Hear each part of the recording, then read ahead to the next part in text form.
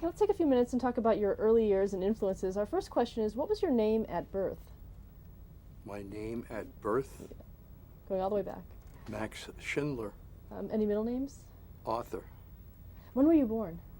March 30th, 1930. Where? Jackson Heights, Queens, New York. Is that where you grew up? Well, I shouldn't say that. I was born in Corona. We moved to Jackson Heights when I was very young. But Queens, New York, yeah. What were your parents' names? My father was Max Ernst Schindler, E for the middle initial. My grandfather was Max Schindler also.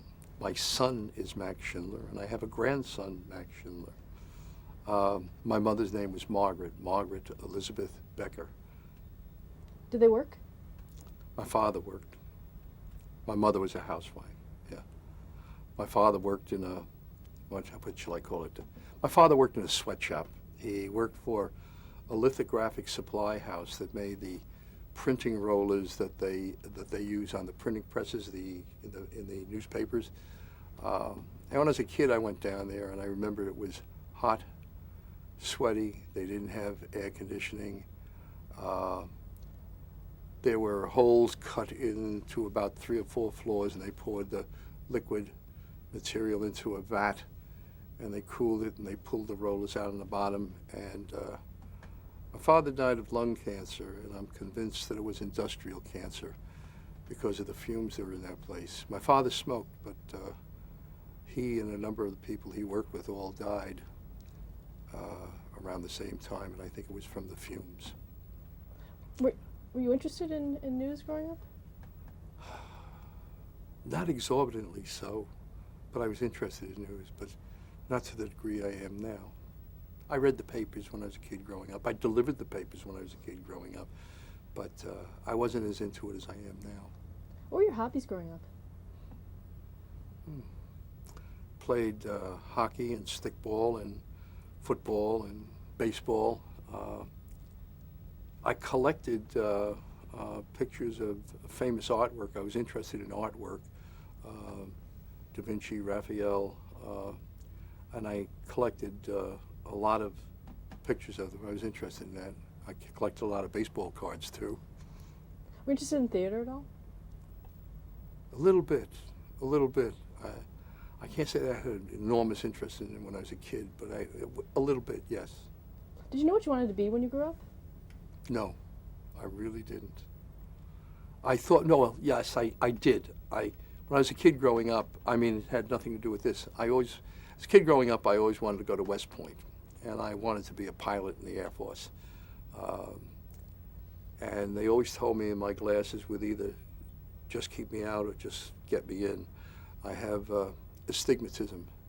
And when I took the exam for West Point, my father got me an appointment. When I took the exam, I missed it by, I think it was 0.005 of a diopter over the allowed amount of astigmatism, which I think these days they're a lot more lenient on it, but it flunked me out of West Point. I passed everything else, but it failed on my eyes. I'm kind of happy now that I didn't go to West Point because I did go in the Army afterwards, and I don't think it would have been a career that was for me. I liked the military, but I don't think it was a career for me. I think I found my niche when I went into television. Where did you go to high school? LaSalle Academy, a Christian Brothers School in New York City. They were very strict. It was an all-boys school. In those days, they believed in corporal punishment. My father was all in favor of it. And I guess I must say that under fear for my life, I didn't walk into a class unprepared. It was good training. I can never say I was hit unjustly. And what about college? St. John's. Again, it was kind of crazy. I was going to be a pharmacist, and I was studying pharmacy, and I also was working in a pharmacy after school. And you have to have a junior pharmacy license, and I was working on it. And I don't know, one day in those days, I don't know what pharmacy college is now, but one day I was in school, and they were teaching us how to wrap a package. And between wrapping a package and counting out pills, I thought, this is not for me. And so I quit. And my father said, "You're crazy." And I said at that point I was going to go into television. Television was brand new. And he says, "Don't do it." He said, "It'll never last. It's a flash in the pan." And I wish he could see it now. Do you remember the first time that you saw television? Yeah. 1939 at the World's Fair in New York City. I was just a little kid, and my father took me to the World's Fair. Pardon me. And they had this huge monster of a TV camera there, and you could stand on a certain spot, and you could see yourself in a monitor. And I think somewhere in around that time, I was thinking this would be a pretty great career. But it wasn't, television wasn't, radio was the big thing at that time. Television wasn't really,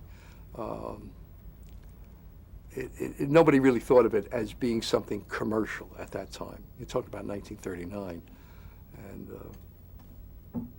it didn't take off until what, the 40s, like 46, 47, 48, somewhere in there. What did you receive your degree in at St. John's? I didn't. I quit, and I didn't get the degree. I didn't finish. Did you go to work? Yeah, well, two things. I went in the Army, and after the Army, I was in from 1948 to 1950, and I was supposed to have gotten out in 1950, and the Korean War came along, and Mr. Truman said, "Max, you've got another year to go." He extended us all. So I got out after 3 years, and after 3 years of being in the service, I guess I was a little bit bitter. I don't know, I guess I figured somehow the civilian population owed me something for 3 years of my life. And I had a chip on my shoulder, I admit it. But I did go to work. I went to work for Sylvania Electronics, and they had a laboratory for working on powdered uranium in Bayside, Queens, Long Island. And I worked there as a lab technician. And we actually we pressed uranium into fuel elements, and they were shipped down to Oak Ridge. Number of years after I left there, that plant had a big explosion. And a lot of the people I know that worked there were hurt and injured. How did you make the transition into television? I didn't know quite how to get into television, and they used to have a school in New York. I would compare it much like Actors Studio is. It was called the Television Workshop of New York. And while I was working, I went to school 5 nights a week, 4 hours a night, while I was working full time. And we spent almost every weekend doing shows. And you're talking about, I'm trying to remember years roughly, like 1951, 52. Television was very, very new, and there were all kinds of actors and actresses wanting experience. So on the weekends, we put on shows, put shows together, and we had all kinds of talent to work with. So it was a pretty heavy schedule, 20 hours a week at night and almost every weekend doing shows.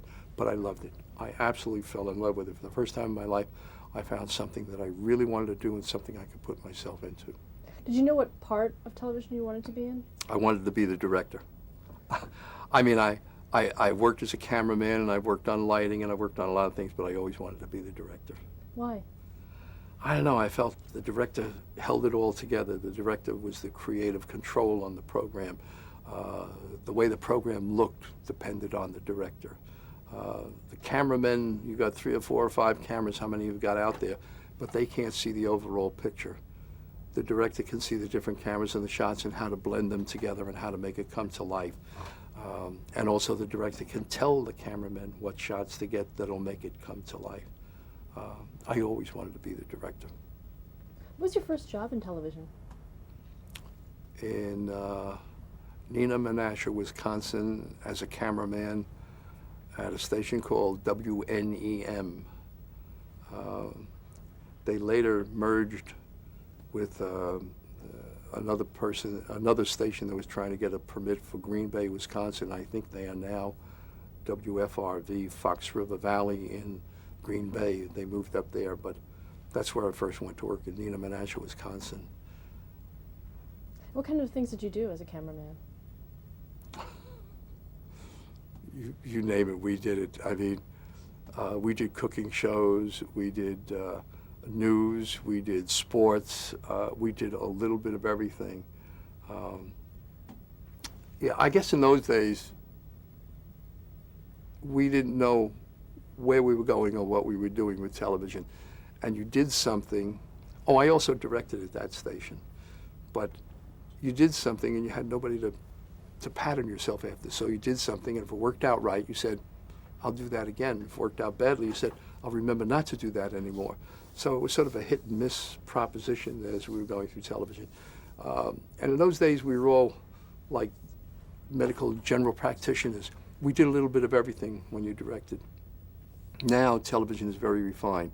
News directors do news, sports directors do sports, episodic TV directors do episodic TV, soap opera directors. I mean, we've become very highly specialized, the way the medical profession has, I guess, but we're all very highly specialized. When you started, what year was it? Do you remember?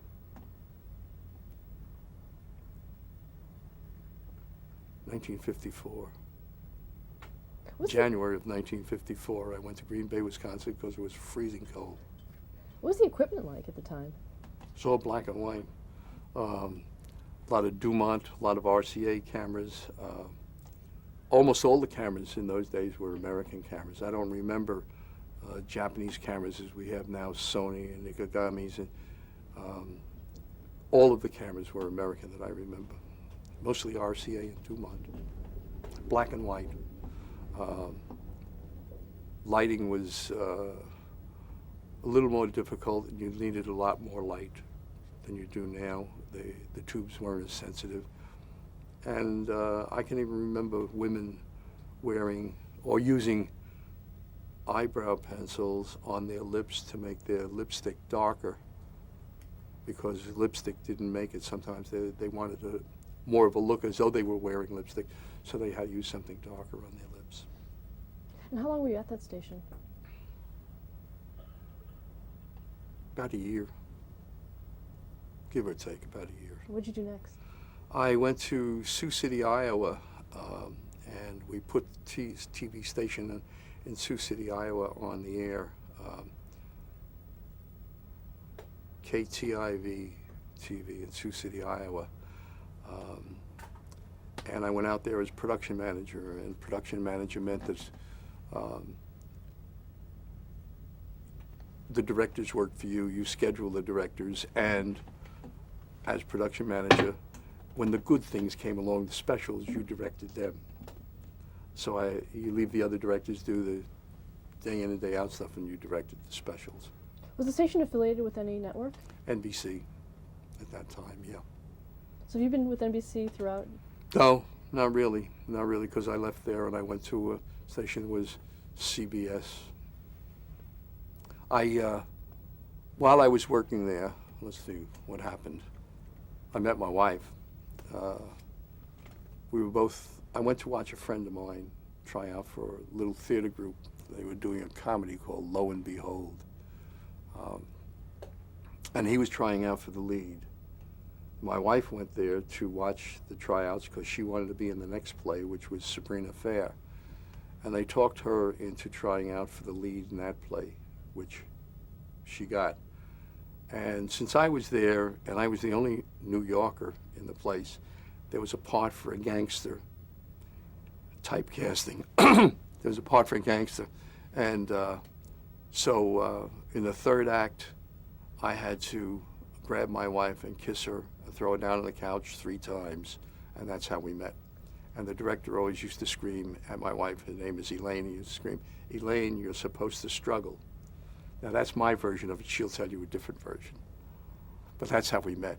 And my wife is of Greek parentage, so you can imagine, I don't know if you know anything about how Greeks are, but you can imagine my future father-in-law and mother-in-law, the first time they ever saw me was on the stage, throwing their daughter down on the couch and kissing her. When were you married? We were married in December 30th, 1956. Were you still in Sioux City at that point? Well, I had left Sioux City. The other station in town was owned by Cole's Publishing. They owned Look Magazine. They owned the Des Moines Register, the Minneapolis Star, and they owned 5 or 6 television stations. And they had called me and asked me if I'd be interested in coming to work for them. And they were buying a station in Huntington, West Virginia. And they said, would you go to work for us there as production manager? And I said yes, and I left. And my wife and I were quite serious at the time, and we were dating, and we knew we were going to get married. So I left, and she came to Huntington, West Virginia, and we found an apartment and everything else, and then we went back to Sioux City and got married, and then moved to Huntington, West Virginia. And we were there for about 4 or 5 years. My son was born there, and when I left there, my wife was pregnant with our daughter. Now, when did you leave there? 1961. So it was after your first meeting with John Kennedy, is that correct? Well, yeah, when we were in West Virginia in 1960, this young senator came to West Virginia to run for the presidency of the United States for the nomination of his party to become president of the United States. And Hubert Humphrey, John Kennedy was the senator, Hubert Humphrey was running against him. West Virginia was a little Bible Belt, and the big issue in those days, which doesn't seem to be a big issue now, but in those days it was a very big issue, was he was Catholic. And in the little Bible Belt, there were ministers actually standing up in their churches saying, don't vote for this Catholic. So Bobby Kennedy came to town, and Bobby was the brains of the Kennedy organization. I marveled at his energy and his forcefulness and his power and what he could get done. But Bobby did everything, and he hired our station. We were a CBS affiliate. He hired our station to do a lot of statewide hookups, and we also had John Kennedy appearing at the coal mines and on the Capitol steps. And there was a series at the time called Navy Log. And Navy Log had one episode on, what was it, what was Kennedy's PT boat number?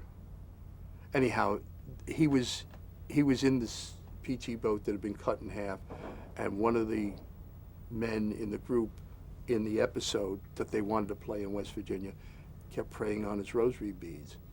And Bobby Kennedy and I stood up all night long editing that film to take that out because we thought it would just upset the people in West Virginia. And you have to realize this was 16 millimeter film, and the picture is up here, but the sound was down here. So if you took out the picture up here, you were cutting sound that was in a different place. It wasn't the separate tracks that we have today. So we had a heck of a time editing the film, but we stayed up all night. We got to know each other pretty well. And I did a lot of things with Bobby during that couple of months that we were down there together working on that. At the end of the time, when it came to the primaries, the parts of the state that Kennedy had any power in was raining, bad weather. The parts of the state that Humphrey had power in was good weather. And everybody said Kennedy would lose. Well, he took an early lead, and everybody said it'll change. The lead got a little bit bigger. Everybody said it'll change. At the end of the night, he won. And if you look at history, that was the turning point for Kennedy, because Hubert Humphrey withdrew from the race for the presidential nomination and threw his support behind Jack Kennedy. And that night, all of the interviews with the Kennedy people, like with Bobby and all of the important Kennedy people, were on the CBS affiliate with Douglas Edwards. In those days, Huntley and Brinkley were the big NBC power, and they had sent a lot of people down there to get the interviews, and they all were on CBS. And it was because I knew Bobby so well. And I guess maybe less than a month later, I got a call from NBC saying, would you like to come to work for us in Washington? So that's how I wound up in Washington. I got here just a little after the Kennedy inauguration. What were your first duties there? Here? First show I ever worked on was David Brinkley's Journal. David Brinkley was a real powerhouse. Well, he always was a powerhouse, but he was a powerhouse in NBC, and he was doing a thing called David Brinkley's Journal. And the director of the program was a man named Bob Doyle, and I was his associate director on the program. And he was way ahead of his time. A wonderful man by the name of Ted Yates was the producer of the show, and his co-producer was Stu Schulberg. And they did, the very first David Brinkley's Journal opened with a 3-minute series of pictures with only music, America the Beautiful, and they showed the trash on the highways, the pollution in the streams, rivers, mountains, polluted sky, smog in LA. You're talking about 1961 now, and for 3 minutes they showed, while they played America the Beautiful, how we were trashing up this country. And the switchboard lit up like mad, and we got all kinds of calls. And Ted Yates, the producer, and David thought it was absolutely great. They didn't care whether people protested or not. They were showing them what was actually going on. But I remember years later thinking, man, that was way ahead of its time. What was the format of that show? David, we would go out, they would go out in the field and they would film 1 or 2 pieces that were only a half hour long, maybe 3 at the most. And David would be a part of those pieces, or sometimes it was just a correspondent, but David would introduce them, the pieces in the set in the studio. It was very funny. The set in the studio was a huge office-like set with a roll-top desk, because David had a roll-top desk in his office. And we were sponsored by Pittsburgh Plate Glass, and there were huge windows in the set. And we spent over a week trying to light the set to get all the reflections off of the glass. And it had to be glass in the windows, pardon me, because Pittsburgh Plate Glass was sponsoring it. And then finally, at the end of the week, I think we finally got permission. We took all the glass out of the windows. We couldn't, there were so many windows that we couldn't light it without showing the reflections. So we finally got permission to take the glass out of the windows. They were just frames then. Go ahead. What were some of your favorite memories of that show, David Brinkley's Journal? I guess that first piece, America the Beautiful, with all the trash. I mean, we did a lot of good pieces, but that I think will always be my favorite. Now, how long were you on that show? About a year. Bob Doyle, the show was so well received that Bob Doyle, the director, was hired by National Geographic to start their television department. Another director who worked here at NBC took Bob Doyle's place, and they asked me if I would take his place. So I became a director at NBC then. When I first came to work for them, I told them I was a director, not an associate director, and they said, we'll give you the first opening we get, but come as an associate director and learn how we operate. I did, and they were true to their word. They gave me the first opening, which was that one. So I became a director at WRC, which is in the same building here in NBC, and later with NBC News. Describe WRC at that time. WRC is the NBC affiliate here in Washington. Unlike most affiliates around the country, though, it was owned and operated by NBC. And we did, in those days, I did a lot of directing for the local station, but I was also used by the network to do shows. And so you were working both the local station and the network. And then when my work, I worked like the Huntley Brinkley Show, and I worked on the Today Show, and I worked and when I finally started to do Meet the Press regularly, I think somewhere right after that I wound up being on the network staff, because my network work was beginning to outpace my work on the local station, and they couldn't schedule around it. So how did you know what you would be doing? How was your day scheduled when you were working on all these different programs? I pretty much knew what I had to do for the network, and I pretty much knew what I had to do for the local station. It was a pretty full schedule. I mean, day in and day out, I was pretty busy. Were you on location a lot at those times? When I started to work for Meet the Press, I was on location a heck of a lot. But for the other things, I was on location a lot of times around town here, but not out of town. Let's talk about some of the major news events of the 60s, starting with the Cuban Missile Crisis. Hmm.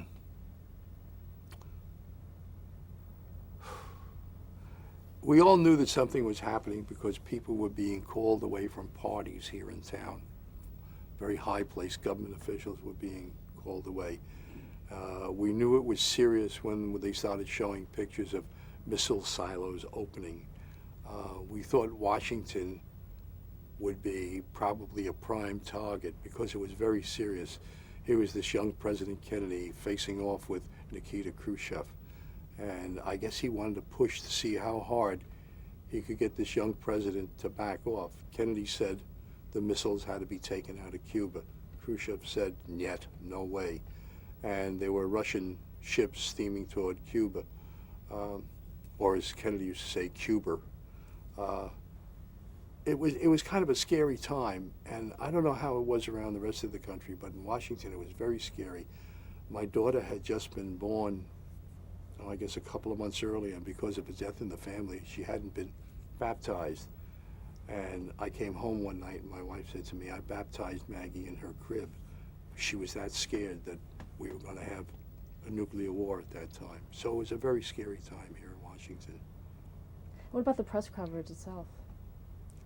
The coverage was all kind of secretive. We followed a lot of government officials around and tried to get information from them, but it was very hard. It was a very trying time, and they didn't want to give any information out. So even though we had camera crews at the White House and at the State Department and at the Pentagon and all over, we didn't really get much out of them. They played it pretty close to the vest during that time, and I can't say as I blame them. Once you had come to Washington after your connections with the Kennedys earlier, did that help you at all? It helped me. It helped me when I was here because I knew them all, but they weren't about to. They weren't about to give me information. I mean, there's always been sort of a standoff pace between the press and government officials, and it's one thing to know them socially and to have a drink or two with them, to get together with them, but it's another thing when you're working in an official capacity. And how did you know that when the crisis was over? Well, I think when the Russian ships turned back was when the crisis was over. And I remember those pictures that came back where the two ships passed one another and they came so close that they almost hit. But it was when the ships turned around. The Russian ships turned around and went back, and then they started to dismantle the missile sites in Cuba. Stop there to change the tape.